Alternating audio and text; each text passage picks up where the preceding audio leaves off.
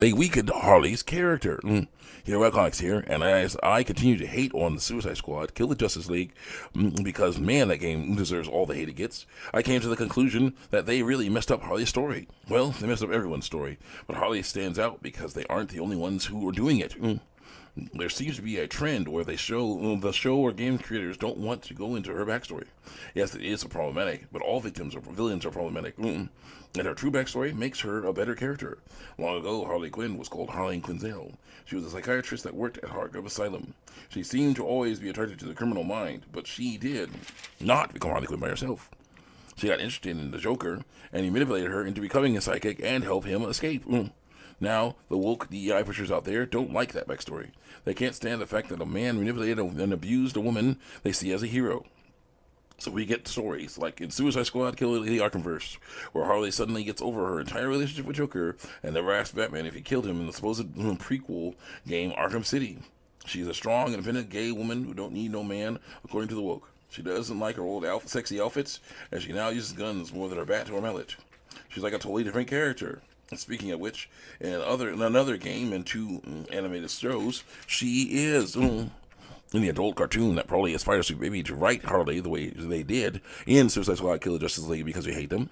Harley was gay for Poison Ivy, and during a vision quest, including her memories of the Joker, she told him that he didn't make her, she made herself. It was so stupid. And then there was the Telltale Batman game. Now, this game had a lot of woke crap in it, including a female replacement for Lucius Fox, who can become a hero with a Killmonger cut. But one of the weirdest things is that Harley was an established villain before Joker was. It's true. Harley was flipping around with her hammer, leading a crew of criminals around before Joker even called himself Joker. It was pathetic. Harley was even telling Matches Malone, a Batman alter ego, to go easy on Joker or John Doe because he's so shy and sheltered. This is a horrible change, but the worst one was in the bait and switch cartoon Batman Caped Crusader. This animated abomination already had issues because it focused less on Batman and more on some lesbian ladies. But its weirdest idea, other than making Penguin female, was to make Harley totally different from any other Harley. She has a black and yellow outfit instead of her normal red and black outfit. She was not trained by Joker, and she was so boring. There was no maniacal laughter, very little acrobatics, and she was trying to be intimidating, even though she's like 5 foot nothing. She was the most desperate attempt to say Harley doesn't need Joker. But I think she does. Yes, he was manipulative and abusive, but that's the whole point. Her character is so much stronger because she went through that.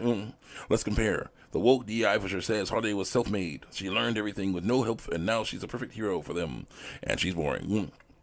Or Harley was a law-abiding citizen who had an attraction to the criminal mind. She became a psychologist or psychiatrist.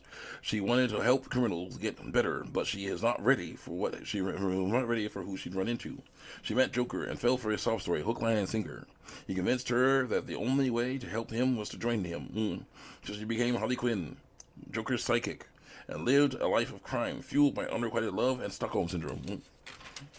She fought Batman and the police several times while trying to do crime to please her Mr. J, and eventually sees that he doesn't feel the same way about her that she feels about him. She still loves him, though, and she still wants to do whatever she can to please him. I actually like that part of the Harley Quinn adult cartoon show. Harley realizes that Joker was always after Batman's attention, not hers. But in the Arkham universe, she stays with him until he dies in Arkham City.